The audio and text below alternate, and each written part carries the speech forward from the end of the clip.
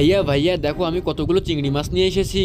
আরে রাজু, তুমি এতগুলো চিংড়ি মাছ দিয়ে কি করবে? চিংড়িগুলো আজকে বাজারে সস্তায় দিচ্ছিল, এই জন্যই নিয়ে এসেছি। আমি এতগুলো চিংড়ি রান্না করতে পারবো না। না ভাইয়া, এগুলো তোমাকেই রান্না করতে হবে। দেখো কতগুলো চিংড়ি মাছ। আচ্ছা ঠিক আছে মিম, যখন তুমি বলতেছো আমি শুধু এই জন্যই এগুলো রান্না করব। এখন দুইজন আসো, এই চিংড়ি মাছগুলো আগে আমাকে তুলতে সাহায্য করো। সবগুলো তোলা হয়ে গেছে, এখন আমি এগুলো গিয়ে রান্না করি। রান্না করা দেখার আগে তোমরা যদি তোমার মাকে ভালোবেসে থাকো তাহলে ভিডিওটিতে লাইক করে চ্যানেলটিকে সাবস্ক্রাইব করে কমেন্টে বলে যাও তোমরা কোন ক্লাসে পড়ো। প্রথমে চিংড়িগুলোকে ভালোভাবে পানি দিয়ে পরিষ্কার করে নিতে হবে। চিংড়িগুলো পরিষ্কার করা হয়ে গেলে কড়াইয়ের মধ্যে তেল দিয়ে দিব। তেল গরম হওয়ার পরে আমার চিংড়ি মাছগুলো এখানে দিয়ে ভালোভাবে ভেজে নিতে হবে। এই তো বন্ধুরা, আমার চিংড়িগুলো ভাজা হয়ে গেছে। এইবার এই চিংড়ি মাছগুলোকে তুলে নিতে হবে।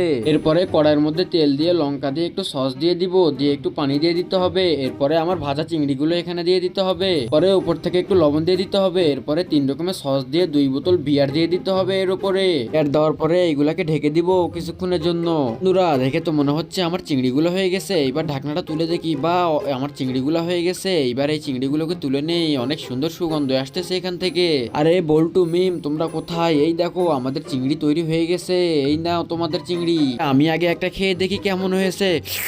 আরে বাহ ভাইয়া, এটা তো অনেক সুন্দর হয়েছে। তুমি এত সুন্দর রান্না পারো, আমি তো এটা আগে জানতাম না। আরে মিম, আমি অনেক সুন্দর রান্না পারি, তুমি জানো না তাই।